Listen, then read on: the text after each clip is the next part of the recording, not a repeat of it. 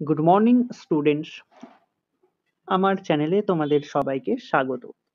আজকে তোমাদের সাথে আলোচনা করব জেনারেল অ্যাওয়ারনেস অ্যান্ড জেনারেল নলেজের ৩৯তম পর্ব নিয়ে। তো প্রতিদিনের মতো আজকের ক্লাসটিও খুবই গুরুত্বপূর্ণ হতে চলেছে, বিশেষ করে যারা কেপি কনস্টেবল এবং ডাব্লিউবিপি কনস্টেবল পরীক্ষা দিচ্ছ 2024-এ। তো প্রতিদিন ঠিক সকাল 6টায় আমি তোমাদেরকে এই পর্বটি অর্থাৎ এই ক্লাসটি করিয়ে থাকি। তো অবশ্যই সকলে যুক্ত হয়ে যাবে এই সময়। সমস্ত আপকামিং পরীক্ষাগুলিতেই এই ক্লাসটি উপকৃত হবে, যেমন Kolkata police constable, WBP constable, clerkship, miscellaneous সমস্ত পরীক্ষাগুলিতেই। তো চলো আজকের ক্লাসটি শুরু করা যাক। তোমাদের প্রথম প্রশ্ন হলো, ভারতের জাতীয় কংগ্রেসের দ্বিতীয় অধিবেশনে কে সভাপতিত্ব করেন? খুবই ইম্পর্টেন্ট কোশ্চেন। ভারতীয় জাতীয় কংগ্রেসের দ্বিতীয় অধিবেশনে কে সভাপতিত্ব করেন? সঠিক উত্তর অপশন এ, দাদাভাই নৌরোজি। ভারতের মোট অন্তর্দেশীয় উৎপাদনের সর্ববৃহৎ সূত্র হল নিচের কোনটি? ভারতের মোট অন্তর্দেশীয় উৎপাদনের সর্ববৃহৎ সূত্র হল কোনটি? সঠিক উত্তর অপশন ডি, পরিষেবা ক্ষেত্র। এটিও ডাব্লিউবিসিএস এর কোশ্চেন।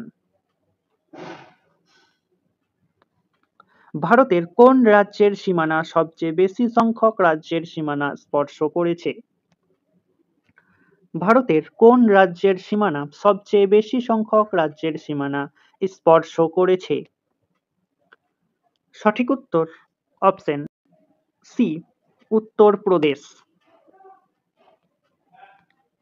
পশ্চিমবঙ্গে ক্রান্তীয় চিরহরিৎ অরণ্যের বনভূমি দেখা যায় কত কিলোমিটারের নিচে?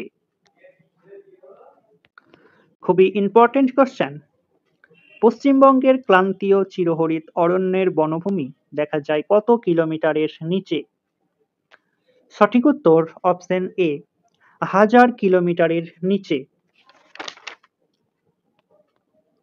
দামোদর উপত্যকা বহুমুখী নদী পরিকল্পনা নিম্নলিখিত কোন প্রকল্পের অনুকরণে পরিকল্পিত হয়েছে? খুবই ইম্পর্টেন্ট কোশ্চেন। কেপি কনস্টেবল 2014-তে এই কোশ্চেনটি এসেছিল। দামোদর উপত্যকা বহুমুখী নদী পরিকল্পনা নিম্নলিখিত কোন প্রকল্পের অনুকরণে পরিকল্পিত হয়েছে? সঠিক উত্তর অপশন বি, মার্কিন যুক্তরাষ্ট্রের টেনেসি উপত্যকা প্রজেক্ট দ্বারা। পাট চাষের প্রধান ক্ষেত্র হল, খুবই ইম্পর্টেন্ট কোশ্চেন, পাট চাষের প্রধান ক্ষেত্র হল? সঠিক উত্তর অপশন সি, পশ্চিমবঙ্গ। ভারতে নৌ বিদ্রোহ কত সালে হয়? ভারতে নৌ বিদ্রোহ কত সালে হয়? সঠিক উত্তর অপশন সি, 1946 সালে। ভারতের সর্বাধিক জনবিরল রাজ্য কোনটি? ভারতের সর্বাধিক জনবিরল রাজ্য কোনটি? সঠিক উত্তর অপশন বি, সিকিম। সবুজ বিপ্লবের জনক নরম্যান বোরলগ যে ফসল আবিষ্কার করেছে সেটি হল? সবুজ বিপ্লবের জনক নরম্যান বোরলগ যে ফসল আবিষ্কার করেছে সেটি হল? সঠিক উত্তর অপশন সি, গম। নিম্নলিখিত কোনটি সুনামি ঘটার কারণ? নিম্নলিখিত কোনটি সুনামি ঘটার কারণ? সঠিক উত্তর অপশন ডি, ওপরের সবগুলি। পানিপথের প্রথম বিশ্বযুদ্ধ কবে হয়েছিল? পানিপথের প্রথম বিশ্বযুদ্ধ কবে হয়েছিল? সঠিক উত্তর অপশন এ, 1526 সালে। পুরীর জগন্নাথ মন্দিরটি কে নির্মাণ করেন? পুরীর জগন্নাথ মন্দিরটি কে নির্মাণ করেন? সঠিক উত্তর অপশন ডি, অনন্ত বর্মন।